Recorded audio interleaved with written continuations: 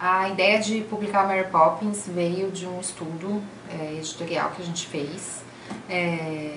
de livros que estão fora do mercado e que poderiam, enfim, ser trazidos de volta dentro de uma história da literatura infantil, que são importantes para, enfim, para um resgate literário. E pareceu um movimento natural, uma vez que a gente já tinha publicado Alice no País das Maravilhas e Peter e Wendy, que são dois romances que fazem parte de uma era, que é a chamada Era de Ouro da literatura infantil inglesa, né, especificamente inglesa, em que colocam personagens infantis, personagens crianças, né, o protagonista é sempre uma criança,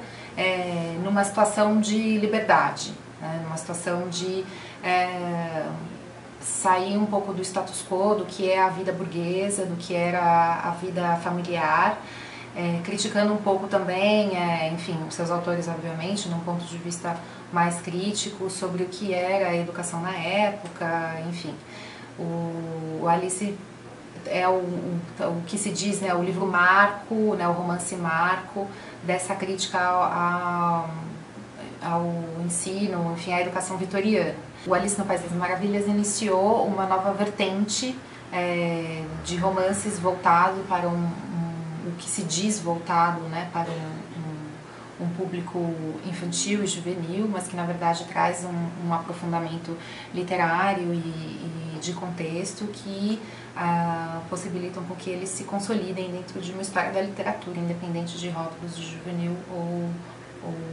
infantil, juvenil, etc. E o Mary Poppins, ele já é um livro da década de 30, então ele, né, o Alice é de 65, o Peter e o Wendy é 1911, Mary Poppins, ele continua um pouco essa tradição, com a diferença, né, uma sensível diferença de que a protagonista ou a heroína não é exatamente uma criança, né, o que a gente chamaria de babá, mas que talvez o termo mais correto seja governanta, que, né, é a Mary Poppins, que muitas vezes assumia o papel dos pais na educação das crianças, o que fica muito claro no Peter e Wendy, que a Nana, a cadela, a Nana, enfim, fazia às vezes da educação das crianças, e a Mary Poppins, então, ela é essa figura que entra na família, que era uma figura muito comum na época e que assume não só a rotina das crianças, como também a educação que elas tinham, né, o comportamento e etc e tal. Só que a Mary Poppins, ela é uma governanta muito diferente, porque ao invés dela seguir um padrão instituído pela família ou pelos adultos, ela subverte esse padrão e ela traz uma rotina de fantasia, ou seja, ela traz elementos de fantasia no dia a dia das crianças que surpreendem inclusive elas. Então essa talvez seja uma das diferenças mais sensíveis com relação aos outros dois romances, porque enquanto são as crianças que participam das peripécias, aqui é a Mary Poppins que provoca essas transformações. A maioria das pessoas conhece essa história pelo filme do Disney, e o livro tem muito mais sutileza e uma das coisas que chamou a atenção é uma vaidade, uma preocupação com a roupa, com estar sempre bem vestida, bonita. A Mary Poppins, apesar de não ser uma pessoa rica, ela é uma babá, ela está sempre preocupada com o chapéu, com a luva, o sapato. Cada capítulo tem algum detalhe, ela tem alguma coisa diferente, uma florzinha diferente no chapéu, um guarda-chuva com cabo de papagaio. E ela anda na rua, ela para na frente das vitrines para ver o reflexo, para ajeitar o chapéu, para admirar a luva. E isso foi uma coisa que chamou atenção, uma coisa meio engraçada, até dentro do livro, do que essa personagem é e das aventuras dela. Era uma característica meio inusitada. E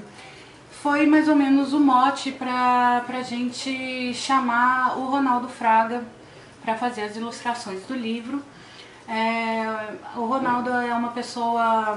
ele é um estilista conhecido, mas além de estilista ele é uma pessoa multitalentosa, ele desenha compulsivamente, ele tem cadernos e cadernos de desenho, ele é uma pessoa super interessada em diversos assuntos. E a gente já havia pensado no nome dele outras vezes para outros projetos. E para esse projeto da Mary Poppins, então, nos pareceu a situação ideal. E ele veio com uma ideia muito bacana de pegar os desenhos que ele fez para o livro, as ilustrações que ele fez a caneta, no papel, e enviar para uma bordadeira com quem ele já havia trabalhado, uma colaboradora dele, que tem uma técnica especial de bordado. Então esses desenhos dele foram bordados em tecido, ainda com uma particularidade de deixar essas linhas soltas para frente, essas linhas que normalmente ficam para trás do bordado, né, que não aparece, as linhas de arremate normalmente ficam escondidas. Então a gente deliberadamente deixou essas linhas para frente para trazer um pouco de um universo mais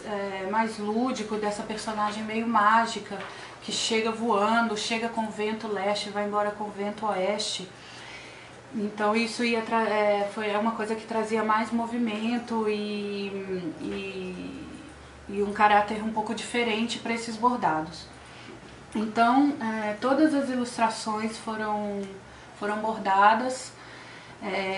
numa escala um pouco ampliada para que a bordadeira pudesse preservar os detalhes do desenho do Ronaldo.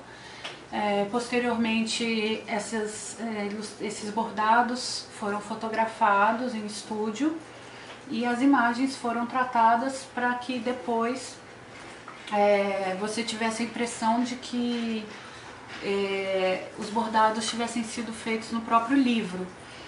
né? Não no tecido, mas no próprio papel do livro, com todos esses fios saindo, dando esse movimento para as ilustrações.